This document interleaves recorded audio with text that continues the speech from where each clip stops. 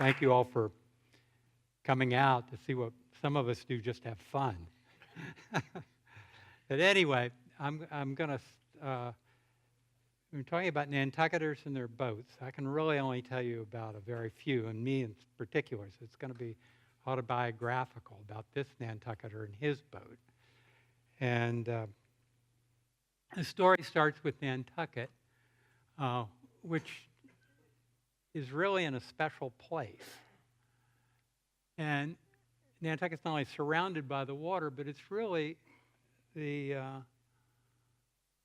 do you say, it's the outpost, it's the outer marker for anybody going to the Maritimes, to Europe, to the Mediterranean, or even, if you're going to the Pacific or the Far East, you go to by the Azores first and on around.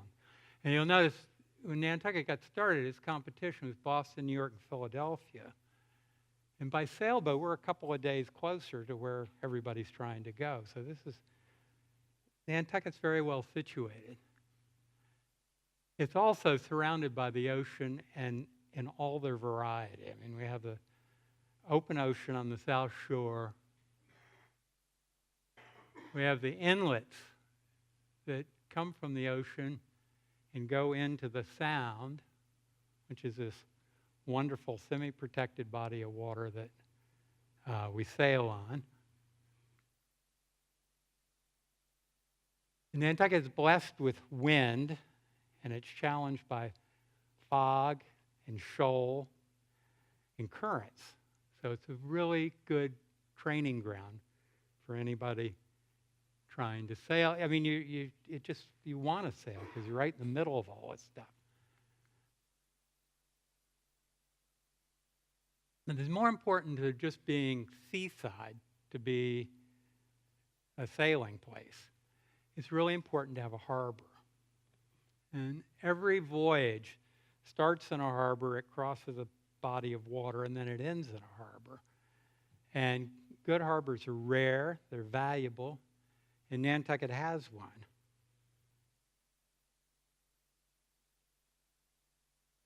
And it wasn't always this way. And when people first came to Nantucket, they used Capwan Pond on the North Shore for their harbor. And I surmise that Capwan Pond back then was similar to Tuckernuck's East Pond, which really is just usable for boats. I mean, you can drag something that draws 2 feet of water in there, but that's about all you can do. So the Nantucketers were ambitious, and in the early 18th century, they moved over to the Great Harbor, and they built this system of wharves, which were built very quickly, and they were built before the town was built. They started using these wharves, and town moved over to service them. They actually moved a lot of the buildings, built a lot of new buildings. And from here, they started traveling around the world, developing their whaling industry, and discovering great swaths of the Pacific. And as an example is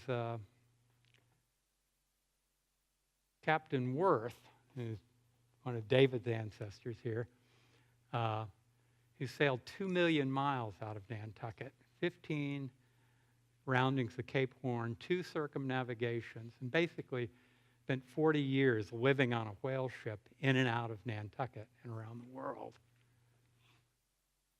A lot of those he and a lot of his colleagues, trips are memorialized on the walls of this building. So there's Nantucket and its sound, and Nantucket asked to be a cruising ground because look at all the little nooks and crannies and places to go. Up harbor, the West End, over to Martha's Vineyard. There are all these routes through it.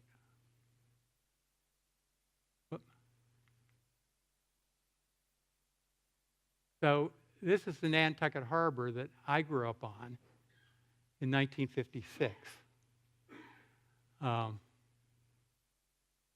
You see, it's mostly sailboats. Just one motorboat, like the one I own later. You look out in the Anchorage out here, and most of the boats have two masts. You fast forward to today, it's a little bit different scene. All the sailboats have disappeared, except for the Indian here, which may have been in the previous picture.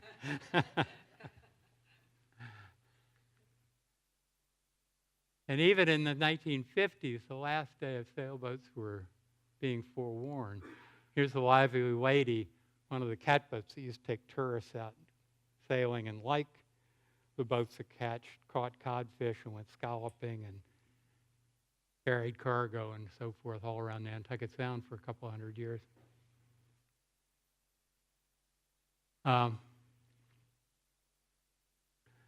So I learned sailing from my father, Teeny Sanford, and he was a man that he loved sailing. He knew a lot about sailboats, their design and construction. His first boat that I knew about was the Vineyard Sound Inter Club. Now, I never actually saw this boat, but I remember him making a model of it in his workshop when I was a little kid. And then in the early 50s in Nantucket, it was long after he'd sold it, it was sailing around Nantucket Harbor with an old gentleman in it named Alfie Chandler. And he was my nickname sake. So I paid a lot of attention to it and got to know the riptide pretty well. But my father was a great fan of Alpha Fox. And Alpha Fox introduced the planing dinghy to the world. And at this time, in the mid-50s, when I'm starting to learn how to sail and what it's all about, two big things are happening in sailing. One is fiberglass is being discovered, and two, planing dinghies are taking over the world. And Alpha Fox is behind these, and my father sort of led the way here in Nantucket. Here he is sailing his international 12-footer, which may be the boat that was a drawing of, that I just showed you. That's a boat that I went sailing in when I was 2 years old. I do not remember it, to correct James, but I was there. Later, he got a Thistle, which is a Douglas and McLeod boat, actually designed out in the Midwest. But as you can see, she's a 17-foot version of that same boat. And they used to put me down here in the leeward side because I only weighed about 40 pounds, and I was the bailer. And they'd take it out on these really rough days, and the water would be slopping in, and they're trying to get her up on a plane, and that's important to be lightweight, so it sent me down to bail the water out. And then after that, he got this, the Raven, a beautifully built boat designed by McLear and Harris. She's a bigger boat, 24 feet, and I realized the beginning of my cruising, which is really about going places and exploring, happened in this boat when the Sanford family, once a week or so, would pack up lunch and sail this boat to Great Point, anchor, make some kind of landing. We probably swam ashore, and had a picnic on the beach, and then sailed home in the evening.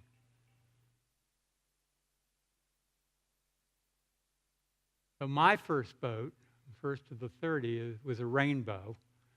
You can see number 6 there, right in the foreground. My grandmother actually owned it. It was called She Goes.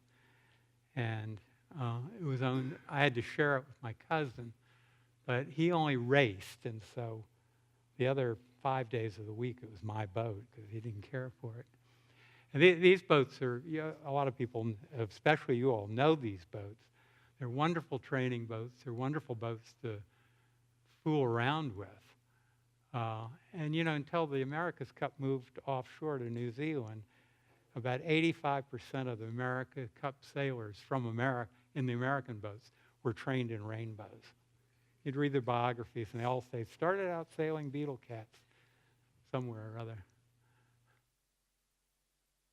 And I started my cruising here. On my first cruise, I took that Rainbow, and we sailed from the Yacht Club Basin out to a preconceived spot on the Horseshoe and anchored and ate our sandwiches, went to sleep, and woke up at dawn the next morning. The seagulls woke us up from Code 2, and we realized that our centerboard pennant somehow had come loose, and the centerboard had dropped, and it jammed, and it was low tide. So we were stuck. We were shipwrecked. And actually, I need to go back, and I'm not sure that's going to work with this. But anyway, off one of those old pictures of Nantucket in the harbor was a fiberglass rowboat. And this rowboat's reputed, that was really my number one boat, was reputed to be the first fiberglass boat ever built. It was built by General Electric at Lynn, Massachusetts. And it looked like General Electric built it. I mean, it was very sturdy, but it looked sort of like a light bulb. And so we towed this boat out here because every proper yacht has a dinghy. And so the next morning about 7 o'clock, I rowed it back around Brant Point. Remember, I weighed 40 pounds, and the current was going out. It was quite a row, but I got back home and interrupted my father at his breakfast, and we got rescued. So, cruise to exotic location, discovery, shipwreck, self-sufficiency. I mean, it was all right here. Continuing on with boats here in Nantucket, in the late 50s, we got Flying Dutchmen, and these were very extreme light displacement dinghies. This is taking it off a Fox idea and pushing it as far as it would go. In 1957, over Labor Day, for some reason, 32 people at the Nantucket Yacht Club went on a buying frenzy, and they decided to buy a fleet of Flying Dutchmen. And we instantly became the largest fleet in the world. It's an international class that about a year later became an Olympic class. And they were all in Nantucket. And of course, we didn't have a clue as to how to sail them. But it was very exciting. And they had the Nationals here. And about 8 of those 10 capsizes that James was bragging about were in this boat. And we used to race those on on Tuesdays and Thursdays. And then on Wednesdays and Saturdays, we raced the Yankees, which were the big boat, raced outside. It's really the replacement for the Vineyard 18s that I showed you first. And it's been superseded by the IODs. This idea hasn't changed in 100 years. And there were 6 of them in Nantucket, beautifully built wooden boats designed by Starling Burgess. And they represent the other side. These aren't planing boats. They aren't fiberglass boats. So that's the other trend that's going through this story. So we used to take those to Edgartown for the Edgartown Regatta, and the deal would be you pack up some food and you get on board and you'd sail over and get to Edgartown and sleep aboard the boats. And you'd race the race and you'd sail home. So that was the beginning of cruising. And I'm going to come back to Nantucket as this place to learn how to sail. I mean, Nantucket is a spectacular cruising ground all in itself. This is Code 2, which I believe originally was called Five-Fingered Point. You can see from this photograph why. Each one of these fingers, each one of these fingers is a harbor, or behind one is a harbor. I mean, you can spend a week just cruising Nantucket Upper Harbor and not duplicate your anchorages. And when you get tired of that, you go out to the West End, and there's Madaket, Hither Creek, Esther's Island, Eel Point, the lagoon at Tuckernuck, the ponds at Tuckernuck, Muskeget in the distance. I mean, we were really blessed with a cruising world here. So I got started cruising seriously after I got out of college. I got married. My wife and I, we went to Holland, and I'd bought this 32-foot American ocean racer. It was built in Holland.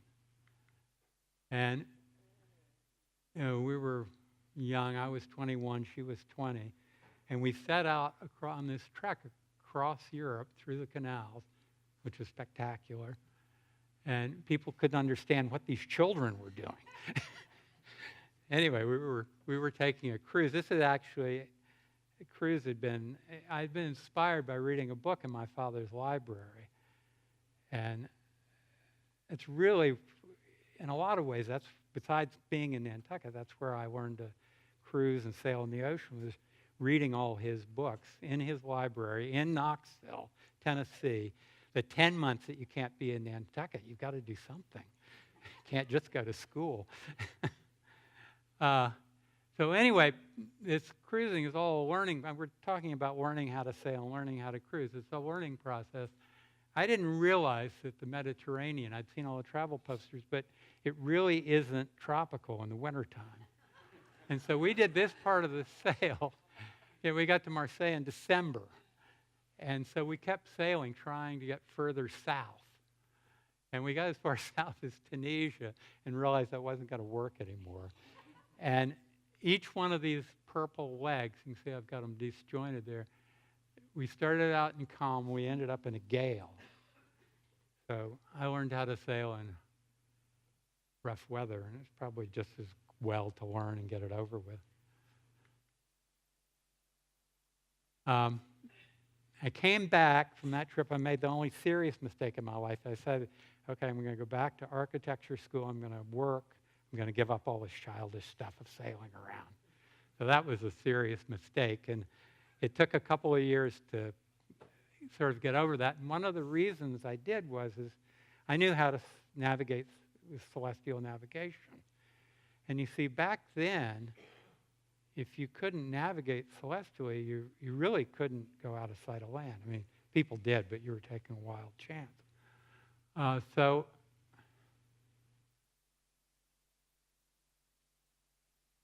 I've learned how to do celestial navigation, and it's really a wonderful thing, and it's not that hard, except it's made up of 3 parts. The first part is, I go back, you have to take the sextant and figure out what the altitude of the sun is. And that means you have to be an acrobat. You have to be a ballet dancer because you're holding on and the boat's rocking around this little thing, and your telescope's jiggling around, and you're holding your stopwatch at the same time. So you learn that. And then the next part is you put on your green eye shades and you become an accountant. And you fill out a page of arithmetic and look numbers up in books and all that kind of stuff. And then finally, you have to take that, you have to become a graphic artist. You have to take what you get out of this and plot it on your chart, and that gives you a line of position. You know where you are. So any one of those things somebody can do pretty easily, but not that many people are willing to learn to do all 3. So I became in great demand and started doing deliveries from Nantucket for my friends and other people. A lot of people were doing then was you'd leave New England in the fall and go to the West Indies for the winter. And the trouble was you couldn't leave until November because of the hurricane season. And usually when hurricane season's over, winter has started. So this area, especially in here, always has a gale in it. And if you're unlucky picking the weather, you get 2 gales. But anyway, we did it a number of times. And there's my brother's boat, Aspera, the beautiful 56-foot Alden boat that he bought for a song because it was rotten. But she was really pretty and she was really fast. She was really a good sailboat. And she never sank. She had a lucky star. And I won't say what should have happened by all rights, but I got invited to navigate the Queen Mob to Bermuda. She's a beautiful 80-foot Herreshoff schooner. And I had an interesting experience there. We sailed out of Newport. Of course, it's bitter cold, middle of November or later.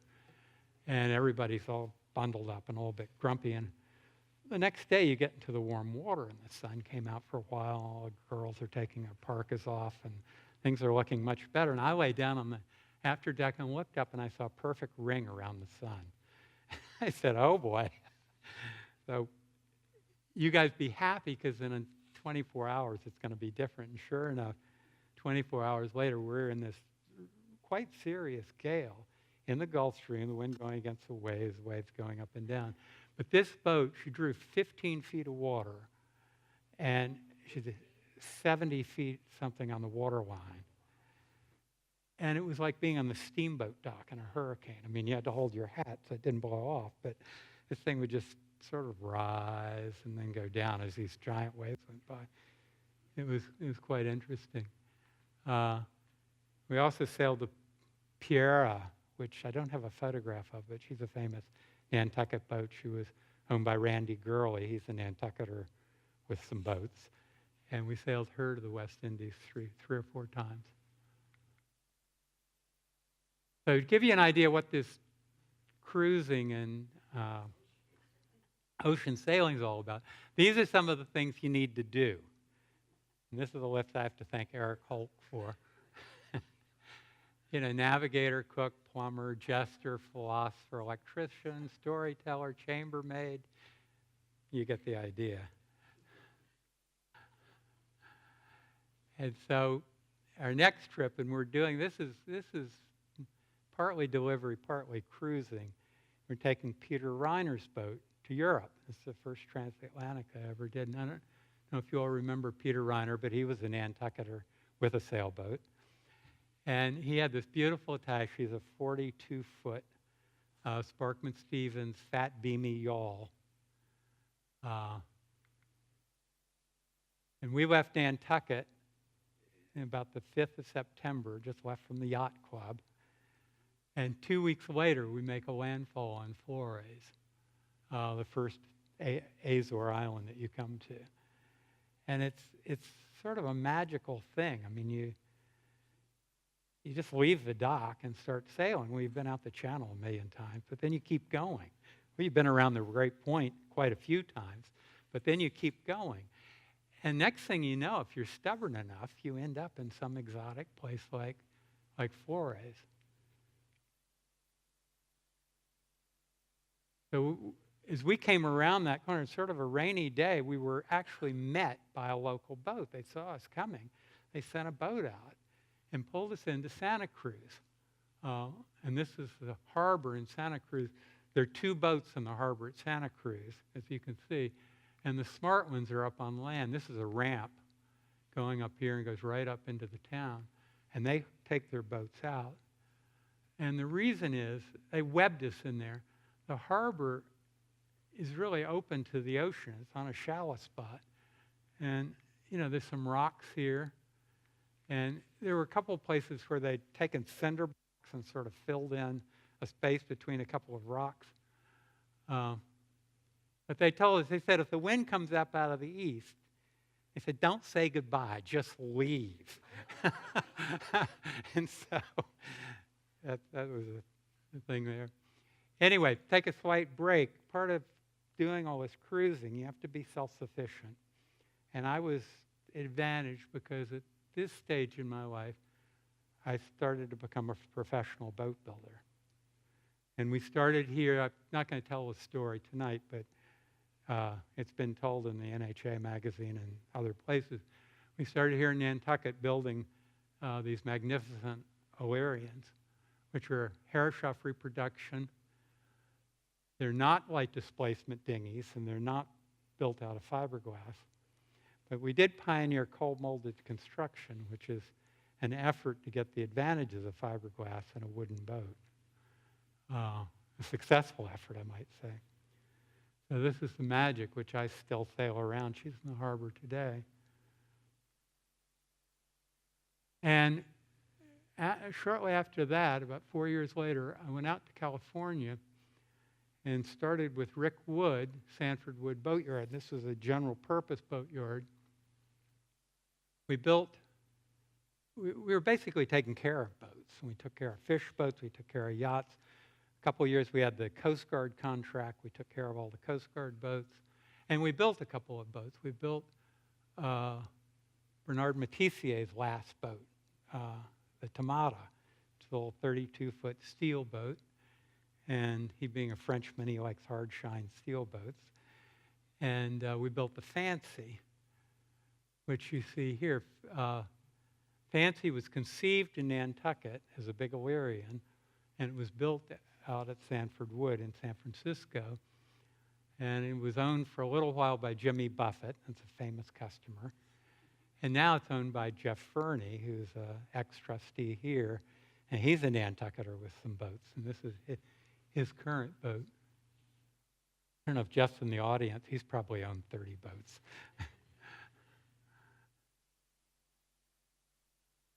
And this is John Edwards and Rick Wood also sailed out of Nantucket. They had a boat called the Sea Lion. Rick Wood's the man I started the boatyard with. He's the Wood of Sanford Wood. And they sailed out of Nantucket in 1975 on this big steel ketch. It's 56 feet, North Sea built. After discussing it with Edward Stackpole and Charlie Sales, went down to the Falkland Islands and were actually made the 6th hardway grounding of Cape Horn. And the chart goes off the board there a little bit, but they actually went down in here and came back because they got caught in quite a serious storm in the Drake Passage. But they made it back around and went out. That's how I got to San Francisco, was chasing them. But all the time I'm building boats, I want to go cruising. And so I found the Mary One. And this is interesting. Alpha Fox comes back in the picture. This is an Alpha Fox design, but not a planing dinghy. She's a canoe yawl built in Bombay for an English major during the war at a shipyard right next to the British naval shipyard. I think they stole the teak out of the naval shipyard because the planks are full length. There are no butt blocks in this boat. So it came out of a 40-foot log. Anyway, the major didn't survive the war, and the boat changed hands many times. I found it in Northern Iowa in 1985 and bought it and made a trip down to Brittany with it and learned something about sails, because I bought her just as was, and she had some 30-year-old sails on her. We were sailing across the English Channel. It was light southerlies, and this boat would sail about 60 degrees off the wind, and she'd go about 4 knots. And I'm thinking, well, maybe these old wooden boats, maybe they just don't sail that well. Anyway, our speed made good over the bottom. It was about a knot. It took a long time to get to France. So that winter, I bought a new set of sails, and sure enough, we had exactly the same experience going back to England, except for this time the wind's 5 or 6 knots out of the north. But with a new set of sails, we were pointing 40 degrees off the wind, and we were going 5 knots. Our speed made good was about 3.5 or 4, so we increased our speed 400% with a new set of sails. And I learned the importance of good sails. All the sailmakers here know that. So I was very happy with the Mary One, but I went back home, and that winter, the Impala came into my life. And I'd first discovered Impala, or met Impala, when I was 12 years old here in Nantucket. She was brand new, and she sailed in around Brant Point. And I was down on Brant Point with my elders, and we see this gorgeous thing come by. And they say, oh, there's a real gold plater. That's what a real boat from New York looks like, blah, blah, blah. You know, I'm this big again and just listening, taking it all in. Well, subsequently, I met her over in Edgartown. This Impala was summer ported in Edgartown for 17 years. We used to race against her at the Edgartown Regatta. And she was the big boat in Nantucket Sound, because in the 50s, a 56-foot boat was a big boat. The beautiful design. She was created by 3 institutions, all of which were in their prime at the time. the CCA rating rule, which had developed a boat that was really good for going to sea, as well as being fast. Sparkman Stevens design firm, which this was about their 10th 40-foot waterline yawl that they'd done. They'd perfected the design.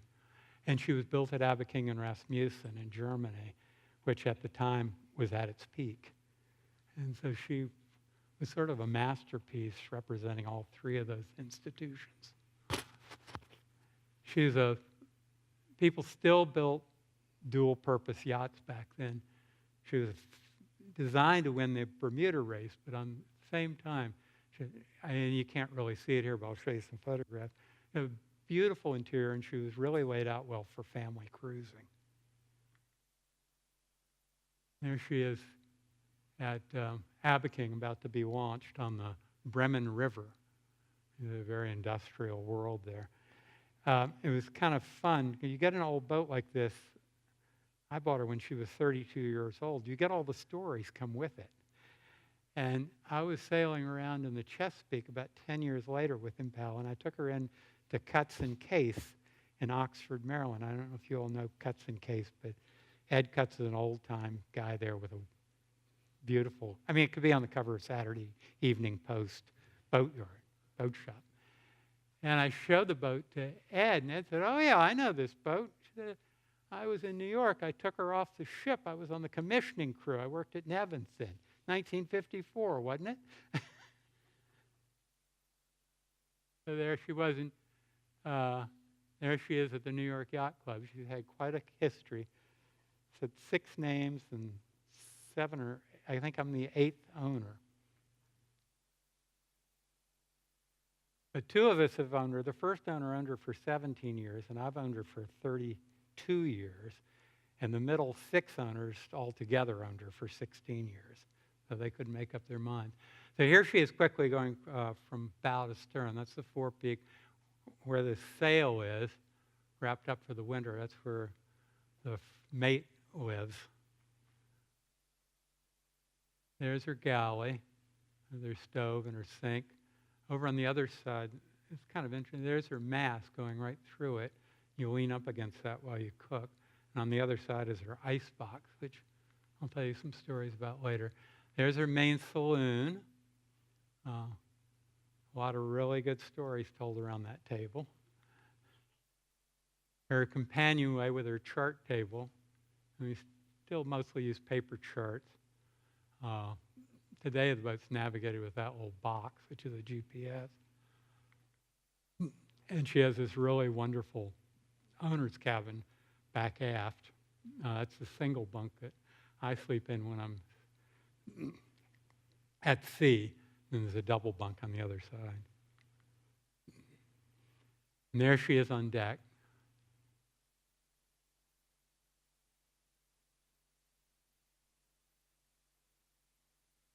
So these are some of the things that Impala doesn't have. She doesn't have mechanical refrigeration, pressure water, many heads, washing machine. Part of the reason that we're successful and we've got the 80,000 miles is because we don't have this stuff. And I'll give you an example of refrigeration. I'll talk about it just for a minute. Impala has this wonderful big ice box that came with her. If you have mechanical refrigeration, which is the only way to go in the 21st century, the trouble is you have to run your engine twice a day because the thing will get hot in 12 hours. So you have a choice. You can either run it at breakfast, over your breakfast coffee, and at cocktail time. Or if that's uncivilized, you can run it at lunch, and then you can get up at midnight and run it again. So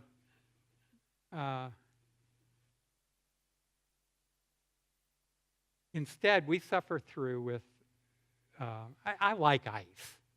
I like it in my drinks. It's something luxurious about having lots of ice cubes, which, again, with mechanical refrigeration, you get just a few ice cubes, and you got to keep that engine running or they run out. So the other thing, though, people don't realize is that things like this give you your sea stories. And so we've got, finding ice is really a major thing on Impala. That ice box will keep ice for 10 days to 2 weeks, depending on the sea temperature. So once every week or every 10 days, we go looking for ice. And this is a picture of Crescent, which is a beautiful Danish island out in the middle of the Baltic. It's way east of Denmark, but the Danes owned it because they kept the Russians and the Swedes in their place by having cannons on this island. And it's got this beautiful harbor and a very quaint town. It's tiny. It's the size of Tuckernuck or smaller. And so I get there, we need some ice, and so I asked the dockmaster, where do you get ice? And he said, well, we have a very good ice plant here. The fishing fleet uses it. It was closer than that big round building there. So I walk up, and I find the place, and I say, have you got any ice? And the guy says, we have the best ice, and we've got lots of it. And I said, that's wonderful. I'd like to get some. He says, well, no, you can't. I said, well, why not? He said, well, you're not a fisherman. I said, no, I didn't say I was a fisherman. I'm a yachtsman. I need some ice. I want 120 kilos. And he said, well, I can't give it to you. And I say, why not again? He says, well, the ice belongs to the fishermen. I said, well, fine, I want to buy it from them. But you can't buy it. It doesn't have a price. I mean, we actually came to an impasse. So we sailed on. We went on to Visby, which is a beautiful medieval Hansa town on the island of Gotland. We've sailed about 100 miles, and now we're offshore of Sweden. And same deal. We still need ice. We've really run out now. It's getting desperate. And so I asked the harbor master, where do you get ice in Visby? He said, I don't know. There's no ice in Visby. I said, well, what do the fishermen use? Well, we don't got no fishermen anymore. The EU saw to that. They're all gone. So we asked around. It turns out that up at the north gate, we're at the south gate of this medieval town, there's McDonald's. And so we go up to the McDonald's, and the McDonald's guy says, look, we got all the ice in the world. We'd love to give you some ice. So we get a taxi cab and our bags and buckets, fill up 120 kilos of ice, all in the taxi cab. It's starting to melt. And so I asked the manager of the McDonald's, how much do I owe you? And he says, I can't take your money. I said, well, come on, you've got to. 100 kilos of ice. I can't just take it for nothing. He said, I can't take your money. I don't have a button for it. So I won't talk about socialists and capitalists, but anyway, we thought about it for a minute. We realized we could make a donation to Ronald McDonald. He did have a button for that. And so we got our ice, and everything was perfectly happy. So we sailed on, and we went to Stockholm, and we went to Mariehamn in the Åland Islands. We cruised around the Åland Islands. 2 weeks goes by, and we need some more ice. So we're there at the marina in the Åland Islands in Mariehamn, and I asked the harbor master, the dock master, and he says, oh, yeah, go to the fishing port. It's about 2 miles down the road, and he showed me where it was. So I went in there, and they said, what are you doing here? Oh, some big trawler had just left. And I said, I need some ice. Have you got any ice? He said, sure. How many tons do you need? I said, a tenth. And he sort of looked at me. And finally he says, well, I tell you what I'll do. You take this chute of mine, and it's a hose that's about 16 inches in diameter, and take it down into your ice box. And I'll turn the machine on, and I'll turn it off just as fast as I can. And I'm like, it's your risk. And I think when I asked him how much I owed him, I think he just laughed at me. But we got our ice. So it's important not to have refrigeration. So there's some other things Impala doesn't have. This has got to do with their sailing gear. No roller furling sails, no electric winches, no anchor windlass, no radar, no electronic charts, because it makes the boat simple and straightforward to sail. I've got the boat set up so that one person can set a sail, take down a sail, reef the mainsail, get the anchor up, come about, one hand, plus the helmsman. So you can sail the boat with 2 people. You can do watches with 4, and a very comfortable offshore crew is 5, especially with me being the 5th and not standing watch. And I sleep most of the time. But the reason I can do this is because the gear is simple and it's robust, and people know how to use it, and it's foolproof. And we fool around quite a bit. So here she is, and I've done a bit of racing with her. She's been in 5 Bermuda races, 3 from Newport, 2 from Marion. She's been in a Halifax race. I think I counted up 19 Opera House Cups. But the real thing I do with this boat is cruise with it. And cruising is for traveling. And this is what we've done with her. James already told you, 32 years, 82,000 miles, 500 ports. I've been to 31 countries. And I've had 153 different people on board as, to spend the night, to at least sail enough so they're going overnight. And it's been a wonderful experience. And we've done a bunch of trips up to the Northland, lots of trips to the Bahamas, quite a few trips to Bermuda, often on the way to the Bahamas, once to the West Indies, and then these wonderful trips to Europe. We got all the way up to here in northern Norway, and we came back through England and across here to the West Indies and back. And then a few years ago, we went across again to the Mediterranean, and the boat's now in Greece, where I've been sailing for the last 5 or 6 years. So again, this is almost, well, the thing about cruising, it makes it so pleasant, is that you get this huge sense of accomplishment because you've participated in it. You've actually done something. You think about most traveling, you're sitting in a chair and people are doing things to you. They're flying you across the Atlantic, or they're driving you someplace, or bringing you food, or asking you if you're uncomfortable, or whatever.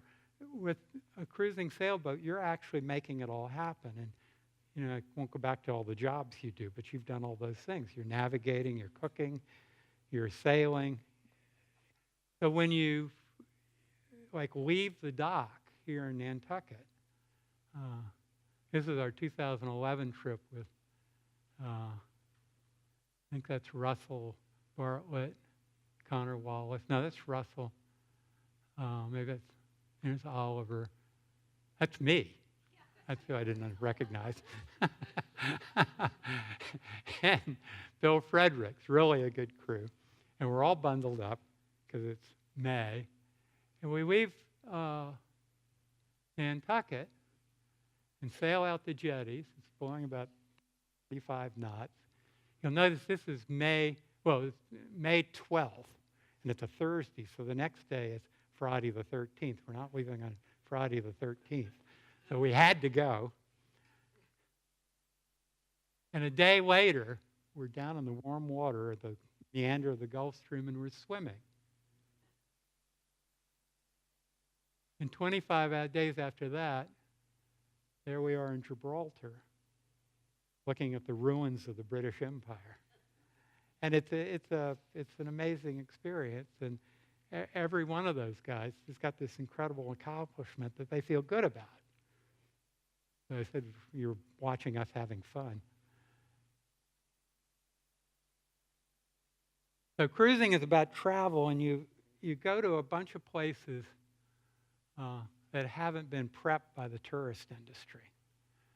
And I've just picked out some examples. I mean, here is Petite, Newfoundland, which is on the south coast of Newfoundland.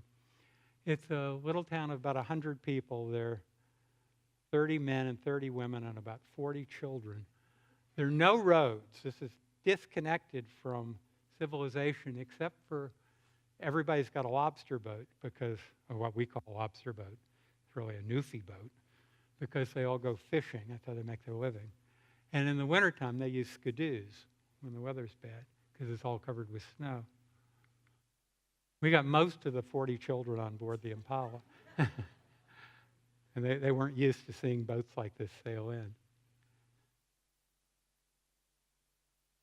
And today, Petite is abandoned. This is a picture taken by Bill Page about 4 years ago. He went up there and you can see the chains of his power cruiser. And the Canadian government forced these people to leave because they didn't want to provide emergency services. And so it's gone.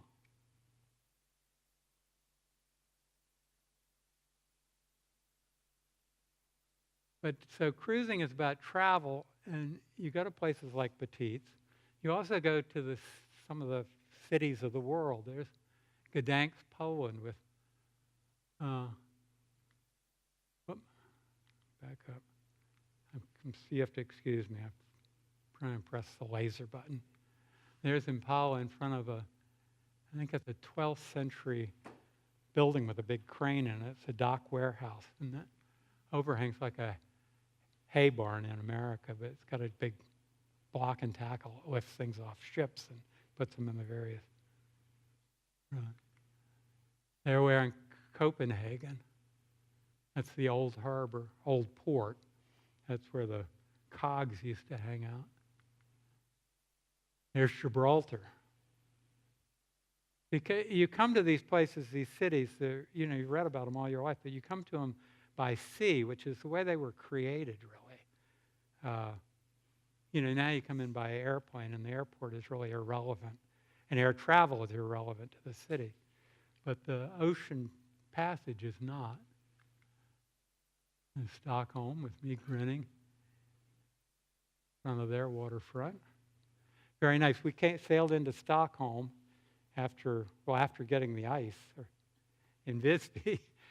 And it was very nice. We went through some canals and a barge, and it took a while to get in. It's like going to New York and going around all these rivers. And finally, we come to which is sort of the former waterfront. And there were my sister and brother-in-law, Jeanette and George Folks, out in front of the Grand Hotel waving at us. A proper greeting. There we are in Riga, Latvia.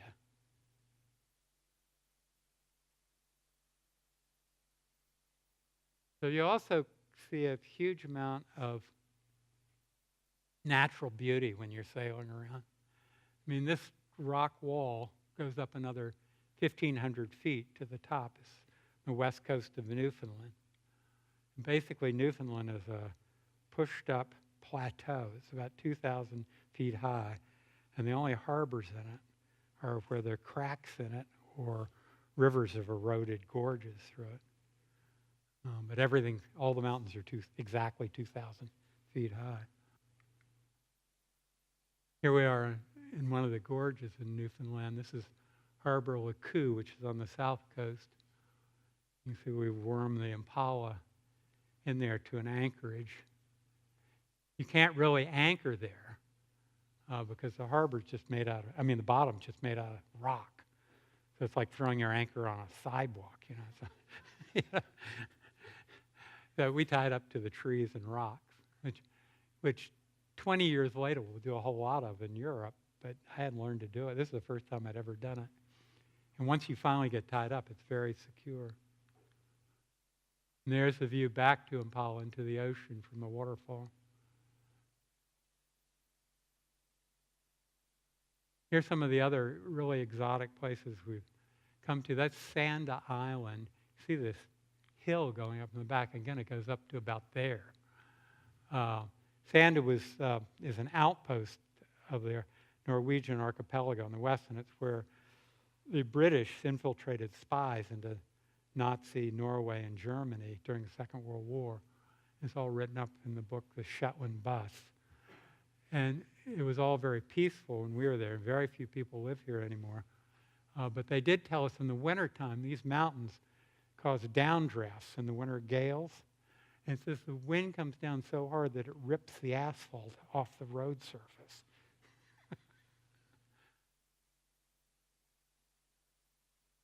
And there we are. This is taken from a Venetian fort. This is part of the Venetian Empire protecting their route to the Silk Road. This is in northwestern Crete. And, out here, a bunch of reefs that are underwater. You can't see it, but this is a big natural harbor. And it's unusual. The only person that lives on this entire bay, it's about 3 miles in diameter, is this farmer here who looks after the fort for the Parks Department. We had the place all to ourselves. The Norwegian fjord. Fjords make symmetrical mirror pictures. And it's the same fjord we are in the waterfall. And we put the boat right up alongside the rocks. You know, depth sounder will register 200 feet. And the boat's 3 feet away from the rock. And you put the bumpers out. You don't bump. Anyway, here all the water's pouring down, and it's been trained there. It forces us away from the rocks. So I got as close as I could.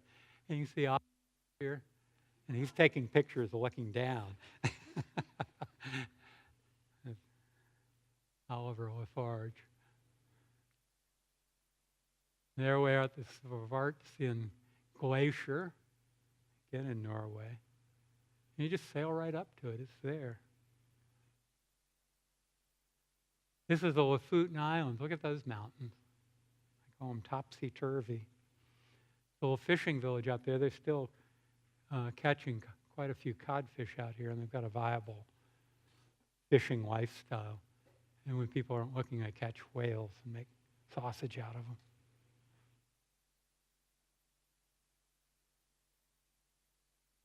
And here's a wreck on Hogstye Reef in the Bahamas, and the sea has made natural beauty out of that by eroding this old iron ship. You can see there the plating is gone. You're looking through the ribs. It's really interesting. This is an atoll in the Atlantic. It's a Pacific atoll in the Caribbean Sea. It comes up from the depths of about 2 miles, and it's a barrier reef around it, 3 or 4 feet deep. And in the center of it, it's this lagoon about 15 feet deep. And the incredible thing about it is it's totally haunted. And you go in and your skin starts to crawl. And you start looking over your shoulder. We were there on a full moon night and made it even more exotic than that. And then you make discoveries cruising. And I'm going to go through this a little bit. This is Johnson Key. It's near the south end of the Jamendo Keys, which is a chain which hangs off Long Island, just south of Georgetown, Bahama. It goes almost all the way to Cuba. The end of it is Ragged Island, which used to be a trading port for the trade from Cuba to Nassau. And that was before Castro, and now really they don't do much of anything. But this Johnson Key we discovered, and it became Impala's island. And it's a beautiful horseshoe cove. Water's about 15 feet deep, sandy bottom. Cove is about 1 mile deep horizontally with a crescent beach at the end. It's all ours. The island's uninhabited. It's got some goats on it, a lot of nesting birds. And there's the rock arms that make that horseshoe. And protected, that's on the windward side, that's what the water looks like. Of course, the big wave there, that's just backwash from the rocks. But you say this is taken the same day as the other picture, so inside it's just a perfect harbor. And over in one corner of it, at the west end of that Crescent beach, is what we called the aquarium. And it was a place where the water, for some reason, got warm. And the regular water is about 78, 80 degrees, like the Bahamas. This was about 90 degrees, and it was chock full of fish, including the barracuda there, which we realized is the guardian of well, not the guardian, but the security sentry for the reef. They make sure that nobody's fooling around. And there are the kids swimming in here. The barracuda didn't mind them. They obviously looked harmless.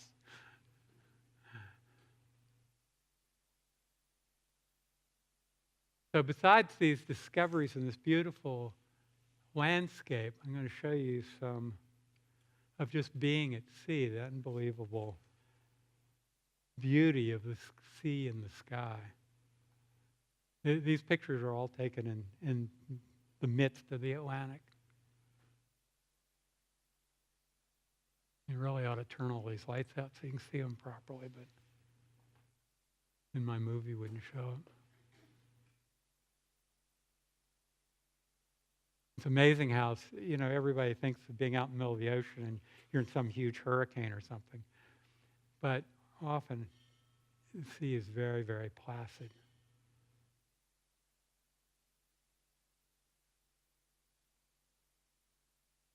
There's a squall in the Bermuda Triangle. I had one problem. We were sailing to the Dominican Republic, and we had a couple of ladies on board. I won't mention any names, but we got in the trade winds, and there are these little puffy clouds all over the place. And under each cloud is a little bit of wind, because it's generally a downdraft. It changes the direction at sea level. If you're on the windward side, the wind increases 5 knots, and you go by it, and it decreases. And these girls were trying to sail around the clouds. I had to put my foot down. We had 1,400 miles to go. It would have been 3,000. I'd let them have their way. And look at that.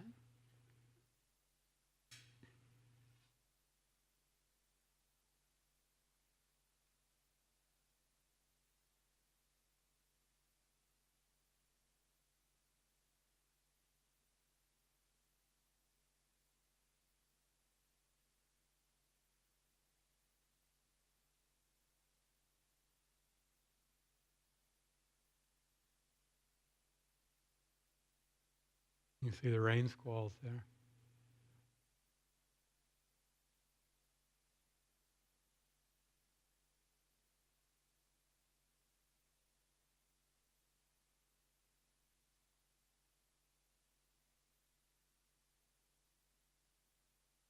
You wonder what's going on in here. There's always a little bit of fear when you're out at sea, because you don't know, everything's going fine, but you don't know what's next. You see things like that, you wonder.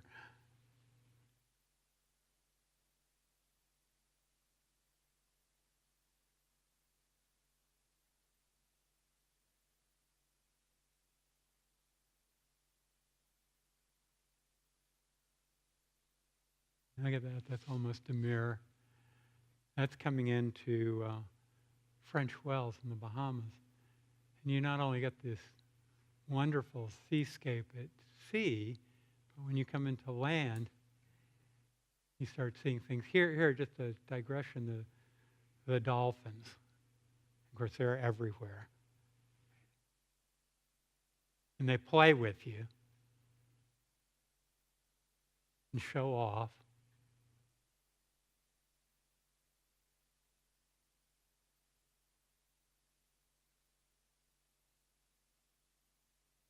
And everybody likes them, Dolphins everywhere, rush up to the bow. Even Sandy goes to the bow, and dolphins are here. There's a lonely Portuguese man of war, 1,000 miles from home, or from land. He's at home. And this is back to the Bahamas. At French Wells, we come into this little place, and there's a flock of pink flamingos. I'd never seen one except for in Florida in plastic.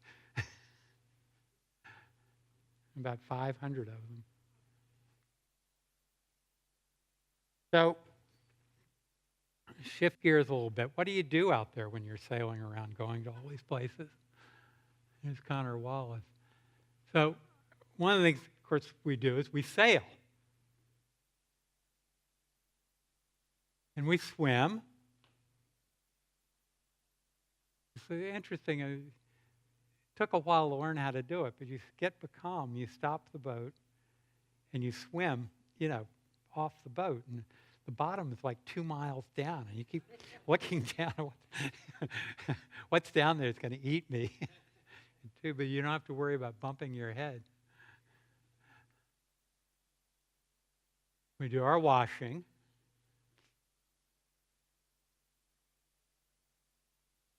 We dry our laundry.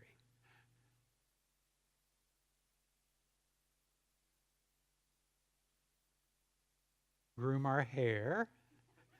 That's Bill Fredericks. He came aboard.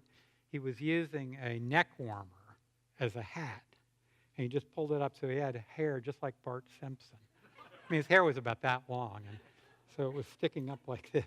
So he's doing something about it because we're getting in warmer weather. He'd spent the winter in Montana where it was cold enough to live that way. We fix things. We fish.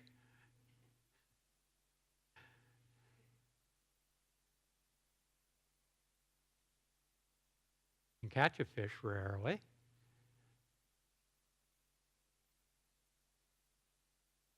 And we eat.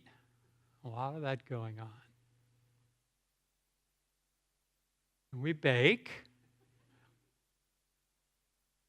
And we celebrate birthdays. This is Jeanette's birthday at sea, 34 north, 67 west.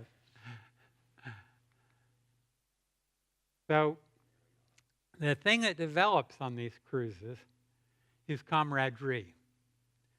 And I think it comes from, you've participated, you've made this accomplishment, you've made these discoveries in connection with your shipmates. And so you become strong, you make strong friendships. That's down in Haiti's National Park in the Dominican Republic. Here are just three of us having a good time sailing out Muskegon Channel. That's the day that we left Nantucket. It was so windy. And part of the reason we're happy is we like each other, but also because we're before the wind instead of beating to windward, and the wind's gone down. And there's John Krebs serving us hot hors d'oeuvres at 4 p.m. on the 1988 Bermuda race. And throw the empty bottles in our wake and celebrate the people behind us.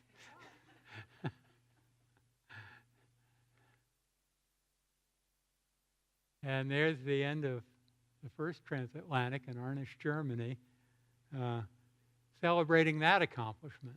This is Jared Keltz, Utz Salmon is a German, me, and Jeremy Potchman. Whoop. And Justus Halliger, he belongs to Christoph here. Justus was sailing with us this summer. I mean, he's been sailing there. He's 7, I think, and he's now 25, so he's been sailing with us 18 years. Here's a Nantucket reunion in Mariehamn with a bunch of my family, Jeanette and George folks, the Holks.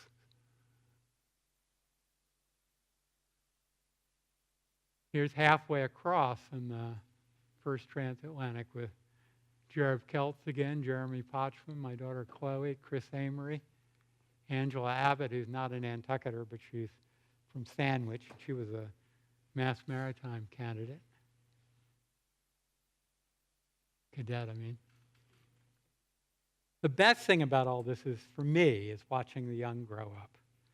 So here we are in Nova Scotia. There's Chloe, right there. She's about 4 now. She's having dinner with her elders. It's Jenny Fraker, who's now Dr. Fraker, and nephew Caleb Clauder. So here are 49 teenagers that have been aboard the Impala for major trips. And some of them have spent a lot of time on the water since then. Here's Josh Whitty here. He's my only alumnus who's actually came back from sailing the Impala, bought himself a sailboat, sailed around the world, single-handed. But, not Josh Levy, Jeremy Potchman's a professional now. Connor Wallace is the captain of Wendy Schmidt Santana. just a lot of interesting people, and a lot of these people have made several trips. And over here, I've got a bunch of off-islanders, of whom Justus is an important one because he keeps coming back. He's been to Four Peak a couple of times. And so here's some of them there are. His daughter, Chloe, at age 5, doing what she does best, which is give me a hard time. There's my son, Terry, trimming a mizzen. He's about 9 years old there. I think that's nephew Caleb sailing. There's Terry and Josh Lothian in Money Bay, Nova Scotia. There's Terry learning how to run a outboard. Nephew Caleb in the Great Bras-d'Or of Nova Scotia. A good sailboat is a good jungle gym, and these kids get all over it. I think I've got time here. Go back to this guy. Terry went on our first serious sail in Impala, which was a late fall trip, Nantucket to Bermuda. We're going to the West Indies. And typically, we were gale conditions most of the way. He's 8 years old, and a bunch of old guys on board. A little bit bored. So my friend Rick Wood, who's the guy that sailed around Cape Horn, buys him a 600-foot spool of this 1/8-inch sort of flag halyard, the white nylon stuff. So he takes, I don't know where he got the idea, but he decides to, quote, web the boat. So he ties a bowline. He knows how to tie a bowline. He puts it over a hinge pin on one of the doors. And then he weaves the spool and the string down around a knob on a drawer. And then he weaves it over through the window to the galley and around through the galley and back up to the companion. Well, pretty soon, he'd seen Spider-Man, I think. The boat is webbed. And so, we're coming off watch. We're wet. We're cold. And we're crawling through this contraption that this little brat has made. So anyway, there's Caleb. 15 years later, he's a professional musician. He's been entertaining Swedes and Finns in the Åland Islands. There's Chloe again. She's growing up a little bit.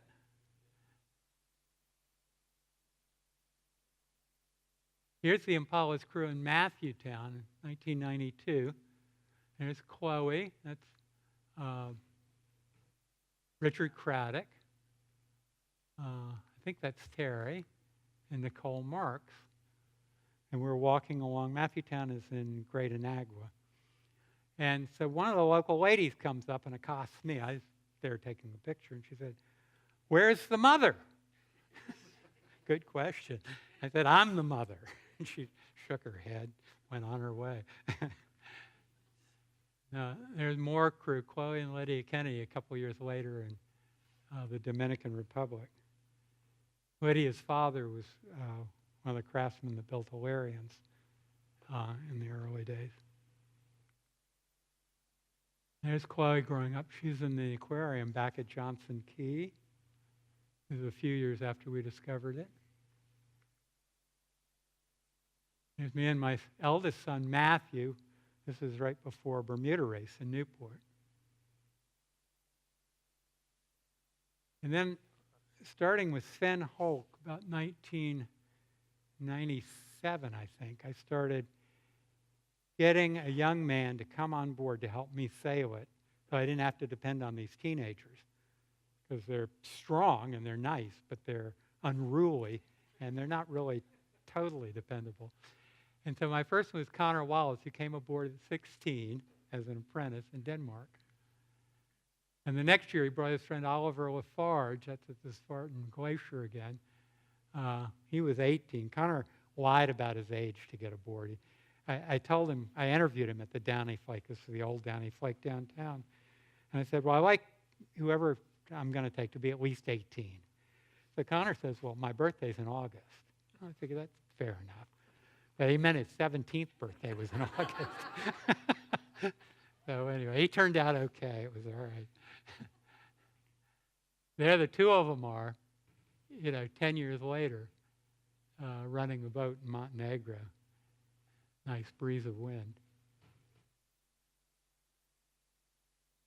And there's Chloe all grown up in Astapelia, Greece. That was just this summer. And there my sons are all grown up. Again, that was just taken a few weeks ago. So we've come a long way. I mean, there's the Weber of the boat. 600 feet of nylon cord. He used it all, too. And then finally, you have the next generation coming along. And there's Sailor Sanford. She's 3. She likes to steer the boat and crank the winches. But the best thing about cruising of all is coming home to Nantucket. Retracing those steps, sailing back around Great Point. You travel to learn about home. And then you come home and you get to tell your friends all your stories. And that's sort of what I've done tonight. I thank you for your patience.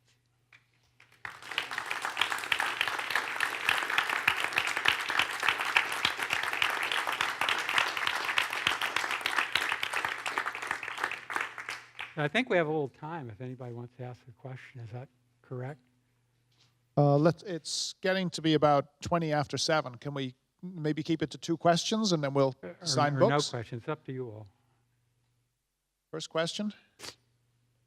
Second question. What's the highest wind you've been having? Well, it depends on what you mean by out. Well, one time we were headed from the outer side of Virginia, Cape Charles, Virginia, to the Bahamas. And we get down off Florida somewhere, we're offshore, and they start talking about a hurricane. And it's no problem, the hurricane's 3 or 4 days away. We're 1 day out, or 2 days out.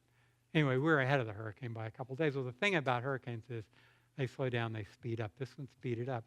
So we ended up racing it in, and we came in the Northeast Providence Channel, which is deep water between the Abacos and the rest of the Bahamas, about 2 a.m. And it's starting to blow about 30 to 40 miles an hour, or knots. And we snuck in behind Royal Island using this little handheld GPS. Otherwise, we would have had to go out to sea and just deal with it. And the GPS was cool, except for it wouldn't work down below because it wasn't powerful enough to pick up the signal. And also, it was an early one. It wasn't waterproof. So there I was trying to, and it just had numbers, no charts or anything. So I had it in a sandwich bag and trying to read it with a flashlight through the wet sandwich bag and remember the numbers and plot them on the chart, which was down below. And anyway, we got in behind Royal Island, put the anchors, all the anchors out, and it blew 60 or 70 miles an hour later that night and that morning. But we were in protected water. At sea, we get gales fairly frequently. You get a gale once every 2 weeks. And a gale is 35 knots of wind. But I'm not sure I've ever been in storm force winds at sea. That's 50 knots or more. So, 40, 45. So you see, it's actually get in a hurricane is like being in an airplane crash. I mean, maybe it happens in your lifetime if you're lucky. It never happens. Thank you all.